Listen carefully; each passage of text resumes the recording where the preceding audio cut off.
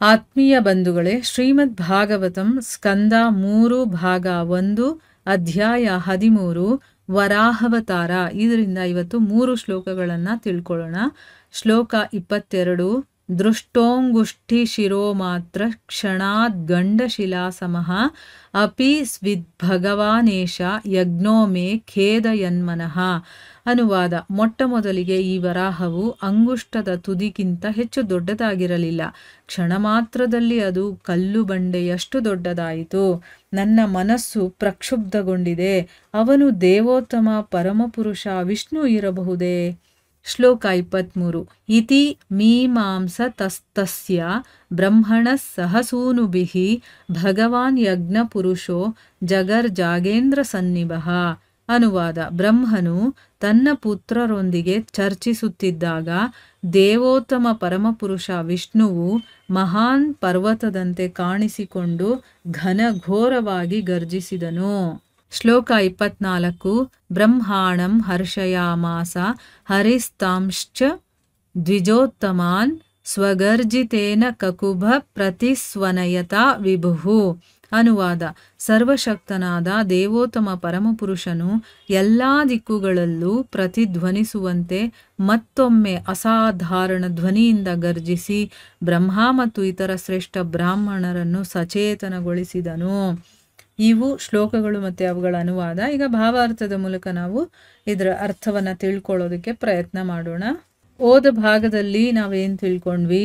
ವಿದುರನಿಗೆ ಹೇಳ್ತಾರೆ ಮುನಿಗಳು, ಬ್ರಹ್ಮ ಆಲೋಚನೆ ಮಾಡ್ತಾ ಇದ್ದಾಗ ಒಂದು ಸಣ್ಣ ವರಾಹ ಅವನ ಮೂಗಿನಿಂದ ಹೊರಗಡೆ ಬಂತು.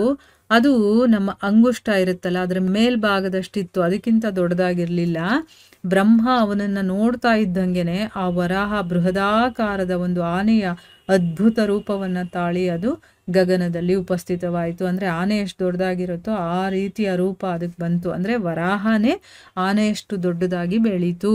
ಆಕಾಶದಲ್ಲಿ ವರಾಹದ ಈ ಅದ್ಭುತ ರೂಪವನ್ನು ನೋಡಿ ಆಶ್ಚರ್ಯಚಕಿತನಾದಂತಹ ಬ್ರಹ್ಮ ಅಲ್ಲಿದ್ದಂಥ ಮರೀಚಿ, ಇನ್ನು ಬೇಕಾದಷ್ಟು ಜನ ಮಹಾಬ್ರಾಹ್ಮಣರು ಇರ್ತಾರಲ್ಲ ಅವರು, ಕುಮಾರರು ಮತ್ತು ಮನು, ಇವ್ರ ಜೊತೆ ಬೇರೆ ಬೇರೆ ರೀತಿಯಿಂದ ತರ್ಕ ಮಾಡೋದಕ್ಕೆ ಶುರು ಮಾಡ್ತಾನೆ. ಈ ಅಸಾಧಾರಣ ಜೀವ ಹಂದಿಯ ರೂಪದಲ್ಲಿ ಬಂದಿದೆಯಾ, ಅದು ಕೂಡ ನನ್ನ ಮೂಗಿಂದ ಬಂದಿರೋವಂಥದ್ದು, ಇನ್ನೂ ಆಶ್ಚರ್ಯಕರ ಅಂತ ಹೇಳ್ತಾನಲ್ಲ, ಅದನ್ನ ತಿಳ್ಕೊಂಡ್ವಿ. ಈಗ ಈ ಶ್ಲೋಕದಲ್ಲಿ ಏನ್ ಹೇಳ್ತಾ ಇದ್ದಾರೆ ಅಂತಂದ್ರೆ, ಮೊದಲಿಗೆ ಈ ವರಾಹ ಅಂಗುಷ್ಟದ ತುದಿಗಿಂತ ಹೆಚ್ಚು ದೊಡ್ಡದಾಗಿರ್ಲಿಲ್ಲ. ಕ್ಷಣ ಮಾತ್ರದಲ್ಲೇ ಅದೇನಾಯ್ತು, ಕಲ್ಲು ಬಂಡೆ ಇರುತ್ತಲ್ಲ ಅಷ್ಟು ದೊಡ್ಡದಾಗಿ ಬೆಳೆತು. ನನ್ನ ಮನಸ್ಸು ಪ್ರಕ್ಷುಬ್ಧವಾಗಿದೆ. ಅಂದರೆ ನನ್ನ ಮನಸ್ಸು ಒದ್ದಾಡ್ತಾ ಇದೆ, ಏನಾಗ್ತಾ ಇದೆ ಅನ್ನೋದು ಗೊತ್ತಾಗ್ತಾ ಇಲ್ಲ, ಒಂಥರ ಗಾಬರಿ ಆಗೋದಿದೆಯಲ್ಲ ಆ ರೀತಿ ಆಗ್ತಾ ಇದೆ. ಅವನು ದೇವೋತ್ತಮ ಪರಮಪುರುಷ ವಿಷ್ಣುನೇ ಇರಬಹುದಾ ಅಂತ ಅವನು, ಯಾಕಂದರೆ ನೋಡಿಲ್ವಲ್ಲ, ಇವನು ನನ್ನ ಶರೀರದಿಂದ ಬಂದಿದ್ದಾನೆ, ಬೇರೆ ಇನ್ನು ಬೇರೆ ಯಾರು ಬರೋದಕ್ಕೆ ಸಾಧ್ಯ, ಇದು ವಿಷ್ಣುನೇ ಇರಬಹುದಾ ಅಂತ ಅವನು ಮನಸ್ಸಲ್ಲಿ ಯೋಚನೆ ಮಾಡ್ಕೊಳ್ತಾ ಇದ್ದಾನೆ. ಭಾವಾರ್ಥದಲ್ಲಿ ಇದ್ರ ಬಗ್ಗೆ ಗುರುಗಳೇನು ಹೇಳಿದ್ದಾರೆ ಅಂತ ತಿಳ್ಕೊಳ್ಳೋಣ. ಬ್ರಹ್ಮನು ಬ್ರಹ್ಮಾಂಡದಲ್ಲಿ ಸರ್ವಶ್ರೇಷ್ಠ ವ್ಯಕ್ತಿಯಾಗಿದ್ದು ಅವನು ಹಿಂದೆಂದೂ ಇಂತಹ ರೂಪವನ್ನು ಕಂಡಿರಲಿಲ್ಲ.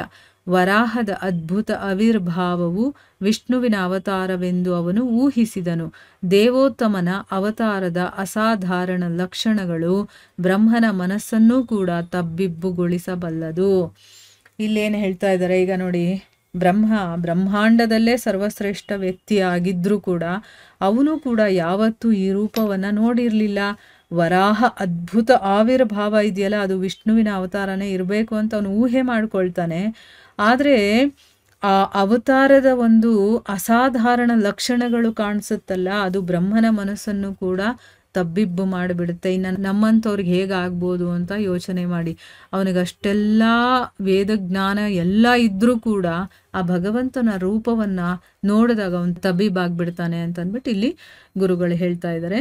ಇನ್ನು ಮುಂದಿನ ಶ್ಲೋಕದಲ್ಲಿ ಹೇಳ್ತಾರೆ, ಬ್ರಹ್ಮ ತನ್ನ ಪುತ್ರರ ಜೊತೆ ಚರ್ಚೆ ಮಾಡ್ತಾ ಇದ್ದಾಗಲೇ, ಅಂದರೆ ಕುಮಾರರ ಜೊತೆ ಕೂತ್ಕೊಂಡು ಚರ್ಚೆ ಮಾಡ್ತಾ ಇದ್ದಾಗಲೇ ದೇವೋತ್ತಮ ಪರಮಪುರುಷ ವಿಷ್ಣು ಇದಾನಲ್ಲ, ಅವನು ಮಹಾನ್ ಪರ್ವತದ ಹಾಗೆ ಕಾಣಿಸ್ಕೊಂಡು ಘನಘೋರವಾಗಿ ಗರ್ಜನೆ ಮಾಡ್ತಾನೆ. ಗರ್ಜಿಸೋದು ಅಂದ್ರೇನೆ ಅದು ತಡ್ಕೊಳಕ್ಕಾಗಲ್ಲ, ಇನ್ನು ಘೋರವಾಗಿ ಗರ್ಜನೆ ಅಂದರೆ ಅದು ಇನ್ನೂ ಹೆಚ್ಚು ಗರ್ಜನೆ. ಇನ್ನು ಘನಘೋರ ಅಂತಂದರೆ ತುಂಬ ಸೌಂಡ್ ಇರುತ್ತೆ, ಅದನ್ನು ಕೇಳಿದ್ರೆ ಸಾಕು ಮೈ ಕೈಯೆಲ್ಲ ನಡುಗ್ಬಿಡುತ್ತೆ ಅಂತ ಹೇಳ್ತೀವಲ್ವ, ಆ ರೀತಿಯ ಒಂದು ದೊಡ್ಡ ಗರ್ಜನೆಯನ್ನು ಆ ವಿಷ್ಣು ಮಾಡ್ತಾನೆ. ಈಗ ಭಾವಾರ್ಥದಲ್ಲಿ ಗುರುಗಳು ಇದರ ಬಗ್ಗೆ ಏನು ಹೇಳಿದ್ದಾರೆ ಅಂತ ತಿಳ್ಕೊಳ್ಳೋಣ.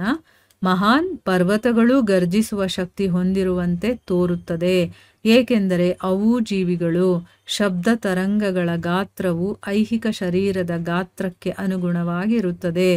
ಭಗವಂತನು ವರಾಹ ರೂಪದಲ್ಲಿ ಅವತಾರ ಎತ್ತಿರಬಹುದೇ ಎಂದು ಬ್ರಹ್ಮನು ಊಹಿಸುತ್ತಿದ್ದಂತೆಯೇ ವಿಷ್ಣುವು ತನ್ನ ಬೆರಗುಗೊಳಿಸುವ ಧ್ವನಿಯಲ್ಲಿ ಗರ್ಜಿಸಿ ಬ್ರಹ್ಮನ ಊಹೆಯನ್ನು ಖಚಿತಪಡಿಸಿದನು. ಇಲ್ಲೇನು ಹೇಳ್ತಾ ಇದ್ದಾರೆ ಅಂತಂದರೆ, ಪರ್ವತಗಳು ಕೂಡ ಗರ್ಜನೆ ಮಾಡುವಂಥ ಶಕ್ತಿ ಹೊಂದಿರುತ್ತೆ ಅಂತ ಅನಿಸುತ್ತೆ. ಯಾಕೆ ಅಂತಂದರೆ ಅವು ಕೂಡ ಒಂದು ಜೀವಿನೇ ಅಲ್ವಾ, ತಟಸ್ಥ ಜೀವಿಗಳವು. ಸೊ ಶಬ್ದ ತರಂಗಗಳ ಗಾತ್ರ ಅನ್ನೋದು ಐಹಿಕ ಗಾತ್ರಕ್ಕೆ ಅನುಗುಣವಾಗಿರುತ್ತೆ. ಈಗ ಚಿಕ್ಕದಾಗಿರುವಂತಹ ಒಂದು ಪ್ರಾಣಿ ಚಿಕ್ಕದಾಗಿ ಕಿರ್ಚುತ್ತೆ, ಅದೇ ಸ್ವಲ್ಪ ಇನ್ನು ಮೀಡಿಯಮ್ ಅಲ್ಲಿ ಇದ್ರಾಗ ಅದಕ್ಕೆ ತಕ್ಕಂಗೆ ಅದರ ಒಂದು ಶಬ್ದ ಬರುತ್ತೆ. ಇನ್ನು ತುಂಬ ದೊಡ್ಡದಾಗಿದ್ರೆ, ಈಗ ರಾಕ್ಷಸರ ಶರೀರ ಎಷ್ಟು ದೊಡ್ಡದಾಗಿರುತ್ತೆ ಅದ್ರ ತಕ್ಕಂಗೆ ಅವರು ಕಿರ್ಚ್ತಾರಲ್ವಾ, ಅಂದರೆ ಆ ಐಹಿಕ ಶರೀರದ ಗಾತ್ರ ಎಷ್ಟಿರುತ್ತೋ ಅದಕ್ಕೆ ಸರಿಯಾಗಿ ಆ ಶಬ್ದ ತರಂಗಗಳ ಗಾತ್ರನೂ ಇರುತ್ತೆ ಅಂತ ಇಲ್ಲಿ ಹೇಳ್ತಾ ಇದ್ದಾರೆ. ಭಗವಂತ ವರಾಹ ರೂಪದಲ್ಲಿ ಏನಾದರೂ ಅವತಾರ ತಗೊಂಡಿರ್ಬೋದಾ ಅಂತ ಬ್ರಹ್ಮ ಊಹೆ ಮಾಡ್ತಾ ಇದ್ದಂಗೆನೆ ಆ ವಿಷ್ಣು ಏನು ಮಾಡ್ದ, ಎಲ್ಲರೂ ಕೂಡ ಬೆರಗಾಗಬೇಕು ಆ ರೀತಿಯ ಧ್ವನಿಯಲ್ಲಿ ಗರ್ಜನೆ ಮಾಡಿ ಬ್ರಹ್ಮನ ಊಹೆ ಸರಿ ಅನ್ನೋದನ್ನ ಇಲ್ಲಿ ಅವನು ಖಚಿತಪಡಿಸ್ತಾ ಇದ್ದಾನೆ. ಹೌದು, ನಾನೇ ಬಂದಿರೋದು ಅಂತ ಅವನಿಗೆ ಅನ್ನಿಸ್ಬೇಕು, ಆ ರೀತಿ ಇವನು ಗರ್ಜನೆ ಮಾಡಿ ಹೇಳ್ತಾ ಇದ್ದಾನೆ.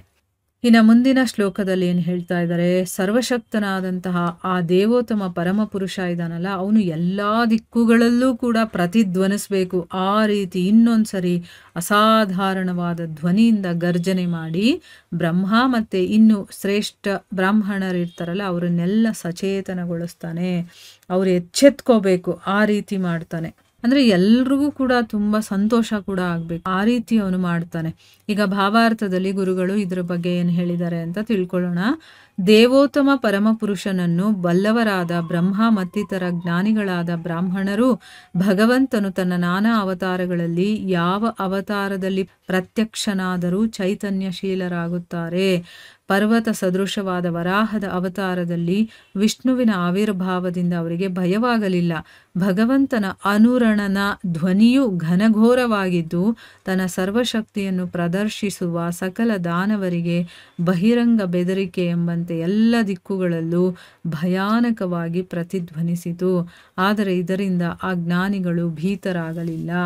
ಇಲ್ಲೇನು ಹೇಳ್ತಾ ಇದ್ದಾರೆ, ಭಗವಂತನನ್ನ ತಿಳ್ಕೊಂಡಿರುವಂಥವನು ಬ್ರಹ್ಮ ಅಲ್ವಾ, ಅವನು ಮತ್ತು ಇನ್ನು ಜ್ಞಾನಿಗಳಾದಂಥ ಬ್ರಾಹ್ಮಣರು, ಅವ್ರಿಗೆ ಗೊತ್ತಿದೆ ಭಗವಂತ ಏನು, ಅದ್ರ ಬಗ್ಗೆ ಕಂಪ್ಲೀಟಾಗಿ ಮಾಹಿತಿ ಇರೋದ್ರಿಂದ ಭಗವಂತ ಯಾವುದೋ ಬೇಕಾದಷ್ಟು ಅವತಾರಗಳಲ್ಲಿ ಬರ್ತಾನೆ, ಅವನು ಯಾವ ಅವತಾರದಲ್ಲೂ ಕೂಡ ಪ್ರತ್ಯಕ್ಷನಾದರೂ ಕೂಡ ಅವರು ಚೈತನ್ಯಶೀಲರಾಗ್ತಾರೆ. ಅವರು ಇನ್ನೂ ಒಂದಷ್ಟು ಎನರ್ಜಿ ಬರುತ್ತೆ, ಅವ್ರಿಗೆ ಸಂತೋಷ ಆಗುತ್ತಲ್ವಾ, ಆ ರೀತಿಯಲ್ಲಿ ಹೇಳ್ತಾ ಇದ್ದಾರೆ. ಪರ್ವತ ಸದೃಶವಾದಂಥ ಆ ವರಾಹದ ಅವತಾರದಲ್ಲಿ ವಿಷ್ಣುವಿನ ಆವಿರ್ಭಾವದಿಂದ ಅವ್ರಿಗೇನು ಭಯ ಆಗಲಿಲ್ಲ. ಆ ಭಗವಂತನ ಆ ಧ್ವನಿ ಇದೆಯಲ್ಲ ಅದು ಘನಘೋರವಾಗಿತ್ತು.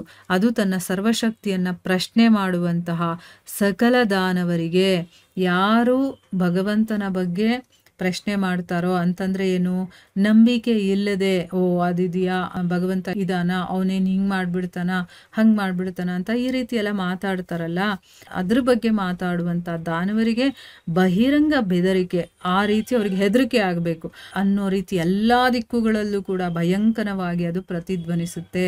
ಆದರೆ ಯಾರು ಆ ಭಗವಂತನ ಭಕ್ತರು ಇರ್ತಾರೋ, ಅವನ ಬಗ್ಗೆ ತಿಳುವಳಿಕೆ ಇರುವಂಥ ಜ್ಞಾನಿಗಳಿರ್ತಾರೋ ಅವ್ರಿಗೆ ಏನು ಭಯ ಆಗೋದಿಲ್ಲ. ಯಾಕಂದರೆ ಅವ್ರಿಗೆ ಅವನ ಬಗ್ಗೆ ಗೊತ್ತಿರುತ್ತೆ, ಅವನು ಏನೇನು ಲೀಲೆ ಮಾಡ್ತಾನೆ, ಏನೇನು ಕೆಲಸಗಳನ್ನು ಮಾಡ್ತಾನೆ, ಯಾವ ರೀತಿ ಅವನು ಬರ್ತಾನೆ, ಎಲ್ಲಾನು ಗೊತ್ತಿರುತ್ತೆ ಅವರಿಗೆ. ಅದಕ್ಕೆ ಅವ್ರಿಗೆ ಏನು ಭಯ ಆಗಲಿಲ್ಲ. ಆ ಸೌಂಡ್ ಇದೆಯಲ್ಲ, ಅದು ಯಾರು ದೇವರನ್ನು ನಂಬೋದಿಲ್ವೋ ಅಥವಾ ಅವನ ಬಗ್ಗೆ ಅನುಮಾನಾಸ್ಪದವಾಗಿ ಮಾತಾಡ್ತಾರೋ ಅವರಿಗೆ ಹೆದರಿಕೆ ಆಗುತ್ತೆ ಹೊರತು ಭಗವಂತನ ಭಕ್ತರು ಯಾರಿಗೂ ಅದು ಹೆದರಿಕೆ ಅನ್ನೋದು ಆಗೋದಿಲ್ಲ ಅನ್ನೋದು ಇಲ್ಲಿ ಗುರುಗಳು ಹೇಳ್ತಾ ಇದ್ದಾರೆ. ಇಲ್ಲಿಗೆ ನಾವು ನಿಲ್ಲಿಸೋಣ. ಹರೇ ಕೃಷ್ಣ.